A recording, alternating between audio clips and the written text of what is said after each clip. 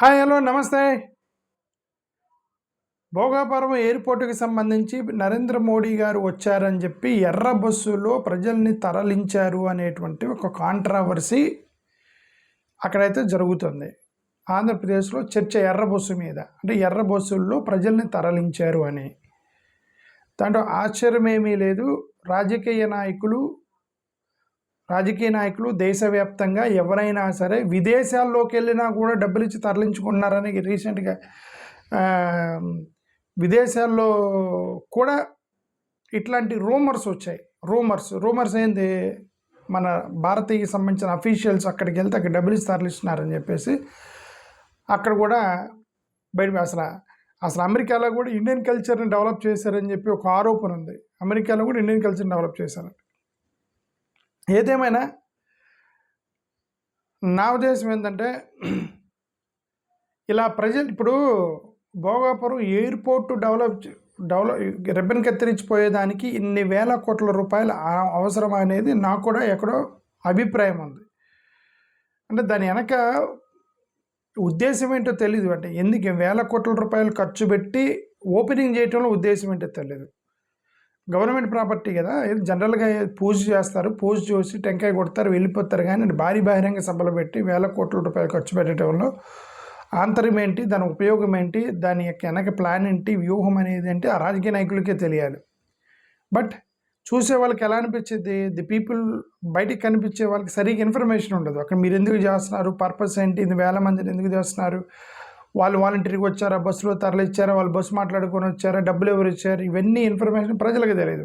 ప్రజలు ఏం ఆలోచిస్తారు, ఇదేదో గవర్నమెంట్ రిసోర్సెస్ మిస్యూజ్ చేస్తున్నారేమో అని అనుకుంటారు. ఇదేందో ఆర్టిఫిషియల్గా ప్రజల్ని తరలిస్తున్నారేమో, నిజంగా వాలంటీర్గా రాలేదేమో నా అభిప్రాయం. ఆ బస్సులు కనపడగానే ఎంతమంది కమ్యూటర్స్కి అక్కడ ఎంతమంది వచ్చిపోయే వాళ్ళకి మొత్తానికి కూడా ఈ యొక్క ట్రాఫిక్ ఇదంతా కూడా ఇబ్బంది కలిగిస్తున్నారు ఇలా ప్రజలను తీసుకురావడం వల్ల అనేటువంటి అభిప్రాయం ప్రజలకు కదలదు. కానీ గవర్నమెంట్ ఏమనుకునేది, government have their own arguments. Prime minister గారు వచ్చినప్పుడు కనీసం మినిమం అరేంజ్మెంట్స్ చేయాలి కదా, మినిమం ట్రాఫిక్ అరేంజ్మెంట్స్ చేయాలి, మినిమం ప్రజలను తరలించాలి, అక్కడ మన కెపాసిటీని నిరూపించుకోవాలి, అక్కడ ప్రజల దగ్గర మన యొక్క ఇది చూపించాలి అనేది వాళ్ళ యొక్క గవర్నమెంట్ దగ్గర ఆల్రెడీ అవైలబుల్ ఇన్ఫర్మేషన్ ఉంటుంది. ఏమైనా what I believe is that public రిసోర్సెస్ని పొలిటికల్ మొబిలైజేషన్కి చేయటం అనేది చేయకూడదని ఒక బలమైన చట్టాలు తీసుకురావాలని నేను కోరుకున్నా. ఎందుకంటే గవర్నమెంట్కి సంబంధించినటువంటి వెహికల్స్ కానీ, స్కూల్స్ కానీ, హాస్టల్స్ కానీ, గవర్నమెంట్ ఆఫీసెస్ కానీ వీటికి ఆల్రెడీ చట్టాలు ఉన్నాయి. రాజకీయ నాయకులకి గవర్నమెంట్ ఆఫీసులు వాడకూడదు, రాజకీయ నాయకులకి గవర్నమెంట్ వాడకూడదు, రాజకీయ నాయకుల కోసం గవర్నమెంట్ పనిచేయకూడదు, గవర్నమెంట్ అఫీషియల్స్గా పనిచేయచ్చు, రాజకీయ నాయకులు కూడా గవర్నమెంట్లో భాగమే, వాళ్ళు చేయొచ్చు. బట్ దీనికి స్క్రూటినీ ఉండదు. ఒక ఎమ్మెల్యే కారులో వెళ్తున్నాడు, దాని వెనక పక్క ఒక ప్రభుత్వ కారులో వెళ్తున్నాడు ఎమ్మెల్యే, లేదంటే ఒక ఐఏఎస్ ఆఫీసరు లేదా ఐపీఎస్ ఆఫీసర్ ప్రభుత్వ ఆఫీసులో వెళ్తున్నాడు కారులో, పర్సనల్ వెహికల్స్ మీద పర్సనల్ పని మీద వెళ్తున్నాడా, డ్యూటీలో పని మీద వెళ్తున్నాడు అనేది ప్రజలకు తెలియదు. దాన్ని స్క్రూటినీ చేసేవాళ్ళు కూడా ఎవరు ఉండరు, మామూలుగా వాడుతూ ఉంటారు. కొన్నిటికి సింపుల్ ఇనాగరేషన్ అయిపోయేదానికి వేల కోట్ల రూపాయలు ఖర్చు పెట్టడం అనేది ఒక డిఫరెంట్ మెథడ్. అది సింపుల్ ఇనాగరేషన్. ఇప్పుడు ఇట్లాంటి రిబన్ కట్ చేసేవి ఇనాగరేల్ ఫంక్షన్స్, ఏదో బ్రీఫ్గా ఇన్స్పెక్షన్ చేసేటువంటి ప్రాజెక్టులు, ఏదో పైన ఒక బ్రీఫ్ ఇన్స్పెక్షన్ చేసేదానికి పెద్ద పెద్ద భారీ బహిరంగ సభలు, షార్ట్ అఫీషియల్గా ఒక 5-10 నిమిషాలు మాట్లాడి ముగించే దగ్గర రాజకీయ నాయకులు 10 మంది కలిసి వరుసన ప్రసంగాలు ఇచ్చి 3 గంటలు 4 గంటలు ప్రజలు నిలబెట్టడం, ఇవన్నీ కూడా ఉపయోగం ఏంటి ప్రజలకి అనే దాని దగ్గర అనుమానాలు ఉన్నాయి. క్యాపిటల్ ఎక్స్పెండిచర్, ఇనాగరల్ సెరమనీస్ మీద క్యాపిటల్ ఎక్స్పెండిచర్ వాడటం, ఓకే, మ్యాక్సిమం బడ్జెట్ ఇంత అని పెట్టుకొని ఆ బడ్జెట్ పరంగా ప్రోగ్రామ్స్ పెట్టడం కాదు, బడ్జెట్ కంటే మించి ఖర్చు పెట్టడం.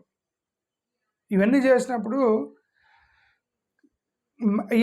ఈ పబ్లిక్ ఇప్పుడు పబ్లిక్ డిస్క్లోజర్ కూడా ఉండాలి కదా. ఇనాగరల్ ఫంక్షన్కి ఇది ఇంతే ఖర్చు పెట్టాలి అని చెప్పి ఒక చట్టాలు చేయాలి. ఒక చట్టాలు చేయరవి. సెక్యూరిటీ ఎక్స్పెండిచర్ ఎంత ఉండాలి, స్టేజ్కి డెకరేషన్కి ఎంత మాత్రమే ఖర్చు పెట్టాలి, పబ్లిసిటీ ఎక్స్పెండిచర్కి ఎంత ఖర్చు పెట్టాలి, ట్రాన్స్పోర్ట్ అరేంజ్మెంట్స్కి ఎంత ఖర్చు పెట్టాలి, నంబర్ ఆఫ్ గవర్నమెంట్ స్టాఫ్కి ఇంతమందిని వాడాలనేటువంటి చట్టం తీసుకున్న అసెంబ్లీలో లేదా పార్లమెంట్లో తీసుకొని వస్తే ఆ లిమిట్ని బట్టి వాడతారు. ఇప్పుడు ఎలక్షన్స్కి ఇంతే ఖర్చు పెట్టాలని పెట్టారు కదా, ఎలక్షన్స్కి ఇంతే ఖర్చు పెట్టాలి, మించి ఖర్చు పెట్టకూడదు. ఇలాగే ఇలాంటి మీటింగ్లు కూడా అలానే పెట్టాలి, పెడితేనే కంట్రోల్ అవుతాయి. సపరేట్ గవర్నమెంట్ ఈవెంట్స్ పార్టీ ఈవెంట్స్ని సపరేట్ చేయాలి. గవర్నమెంట్ ఈవెంట్ డిఫరెంట్ చేయాలి, పార్టీ ఈవెంట్ సపరేట్ చేయాలి. గవర్నమెంట్ ఈవెంట్లోకి పార్టీలు వచ్చేసి పార్టీలు వాళ్ళే మినిస్టర్స్ అందరూ ఉంటారు కాబట్టి వాళ్ళే వచ్చేస్తారు. సో దాన్ని అది ఆల్మోస్ట్ పొలిటికల్ ఈవెంట్కి మారిపోయింది గవర్నమెంట్ ఈవెంట్. గవర్నమెంట్ ఫంక్షన్స్ అనే దగ్గర ఎక్కడ కూడా పార్టీ సింబల్స్ స్లోగన్స్ ఉండకూడదు. ఇప్పుడు అక్కడ మీటింగ్ పెట్టారా, అక్కడ తెలుగుదేశం, జనసేన, వైసీపీ కాదు, వైసీపీ ఉంటుంది, దాని తెలుగుదేశం, జనసేన, బీజేపీ వాళ్ళ స్లోగన్ పట్టుకొని ఉన్నారు కదా. పబ్లిక్ ఫండ్స్ అనేవి ఏంటి అనేది ఒక విషయం. పబ్లిక్ సర్వీసెస్ని డిస్టర్బ్ చేయకూడదు. ఎసెన్షియల్ సర్వీసెస్ని, పబ్లిక్ ట్రాన్స్పోర్టేషన్ కానీ, హాస్పిటల్స్ కానీ, స్కూల్స్ కానీ, గవర్నమెంట్ ఆఫీసులు కానీ, ఇట్లాంటి వాటిని ఆ పర్టికులర్ పొలిటికల్ మూవ్మెంట్ కోసం మూసేయడం ఇట్లాంటివి చేయకూడదు. రోడ్డు క్లోజర్స్ కూడా తగ్గించాలి. రోడ్డు క్లోజర్స్ కూడా ఇప్పుడు పిఎం గారు వస్తున్నారని చెప్పేసి, లేదా చంద్రబాబు నాయుడు గారు, లేదంటే ట్రంప్ వస్తున్నాడు అమెరికా నుంచి అని రోడ్లన్నీ మూసేస్తాయి. ఓకే, ఆ డైవర్షన్స్, ట్రాఫిక్ డైవర్షన్స్ని తక్కువ చేయించాలి. తక్కువ చేసే విధంగా ఏమైనా చట్టాలు తేవాలంటున్నారు. ఇప్పుడు వాళ్ళు మేమన్నీ చేయట్లేదు అంటారు ఎవరైనా. మేమంటే ఇవి చట్టం తీసుకొని వచ్చి స్ట్రిక్ట్గా ఫాలో అవ్వాలి. ఇదే గవర్నమెంట్లోనే చేయాలి. ఇప్పుడు వీళ్ళు నరేంద్ర మోడీ గారిని తీసుకొచ్చి అంత భారీ బహిరంగ సభ పెట్టారు కాబట్టి రేపు పొద్దున్న జగన్ గారి గవర్నమెంట్ వచ్చిన తర్వాత ఆయన కూడా నరేంద్ర మోడీ గారిని తీసుకొచ్చి డబుల్ జనాభాను పట్టుకురావడానికి ట్రై చేస్తే, ఇంక మళ్ళీ వీళ్ళు వచ్చి మళ్ళీ డబుల్ ట్రై చేస్తే, వాళ్ళు వచ్చి డబుల్ చేస్తే ఆల్రెడీ కాంపిటీషన్ ఉంది అక్కడ. ప్రాబ్లం ఏంటంటే ఆల్రెడీ నరేంద్ర మోడీ గారిని ప్లీజ్ చేయడం కాంపిటీషన్ ఉంది. అది బిగ్గెస్ట్ ప్రాబ్లం ఆంధ్రప్రదేశ్లో. ఆ కాంపిటీషన్లో ఒకరినొకరు ఇదంతా కూడా ఖర్చు అయిపోయింది ప్రజలకి. News paper advertisements, TV campaigns, votings, ఇవన్నీ బ్యానర్స్ కూడా ఇక మోడీ గారిని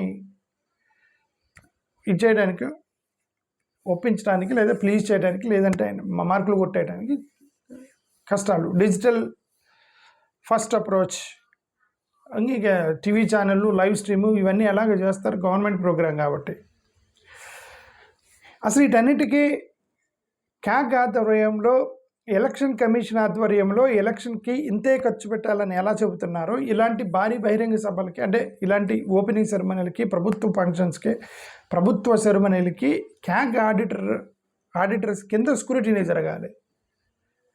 కోడ్ ఆఫ్ కండక్ట్ ఎలక్టెడ్ రిప్రజెంటేటివ్స్కి కంపల్సరీగా పెట్టాలి. ఈ యొక్క దీని దగ్గర విఐపి కల్చర్ని మ్యాక్సిమం తగ్గించాలి. విఐపి కల్చర్ని దారుణంగా మంచి విఐపి కల్చర్ పెంచుతున్నారు, పెంచుతున్నారు. ఓకే, కాస్ట్ బెనిఫిట్ రిపోర్ట్స్ని పబ్లిష్ చేయాలి, ప్రజలకు చెప్పాలి. ఇదిగో ప్రాజెక్ట్ కాస్ట్ ఇంత, ఇంతమంది వస్తారు, ఇంతమంది అవసరము, ఇంతమంది ఎక్స్పెక్టెడ్ పీపుల్ వస్తారు, ఇంతమంది విఐపీలు వస్తారు, ఇంతమంది వస్తారు. సో ఎక్స్పెండిచర్ మీకు ఆల్రెడీ ఉండాలి. ఎన్విరాన్మెంటల్ గైడ్లైన్స్ కూడా ఉండాలి.